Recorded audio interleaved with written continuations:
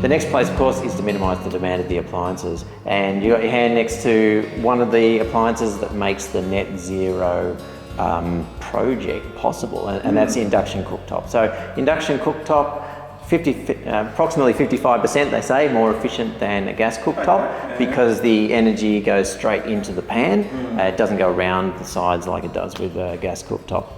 Easy to clean, so I particularly like those. Up on the wall there, you can see our split system.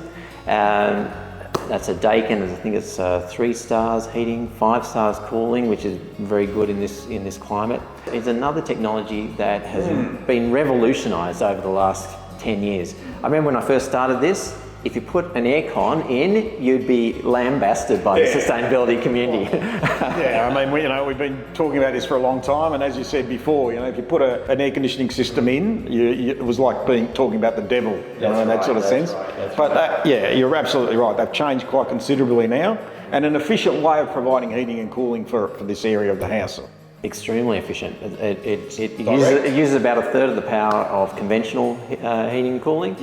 And it does both the heating and the cooling in a cost-effective unit. It's only one unit, so we don't have to buy 2 units. That's right. We do have also a unit in each of the 3 bedrooms, so they get a little bit of control. But because the house is well insulated and pretty stable, we can downsize the units, and also we don't need too many of them. Yeah, and they're only being used when there are people in those areas, so we're not heating and cooling the whole house at the one time, I guess, as well. They're actually clever enough that if you want to go to it, owners can have an app and they can set different temperature settings to come on at different times if they want to go, and they can even link it to when they're producing solar and smarts of the house. And also too, they're producing the heat and cool right where they are, so that we're not pushing it through a pipe, so we're not losing any energy by moving it around. 100%. The nice thing about these, since we're talking about it, it's also got a filtering capacity, and it's got a little ionizer that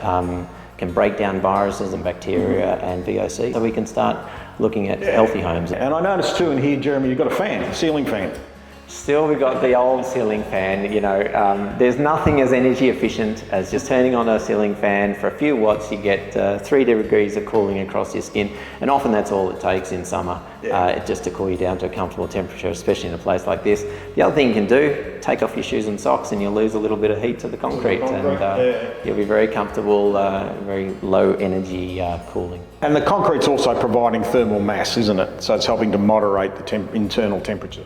Correct. Now, not much sun is shining in today, but in the middle of winter, this time of day, you'll get a lot of sun shining in, and that'll be heating it up. In summer, the opposite is happening. We've got the eaves, which is keeping it out, and any ambient heat that does get in, well, there's a lot of capacity to absorb that without raising the temperatures in the room. As the air cools during the winter time in the room, the warmth from the slab moves back to the room to help warm it up. Yeah, it does that, and it also just radiates at you as well. Keeps all the... And the opposite in summer, obviously, it's sort of absorbing that warmth.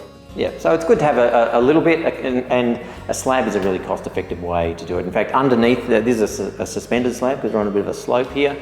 So we did blockwork footings, put a suspended slab across, and then we've insulated the underside of the slab as well. The last main appliance that you need to consider if you're wanting to have a low-demand, energy-efficient, cheap to run home is the hot water system. A quarter of our energy often goes to the hot water system in the home.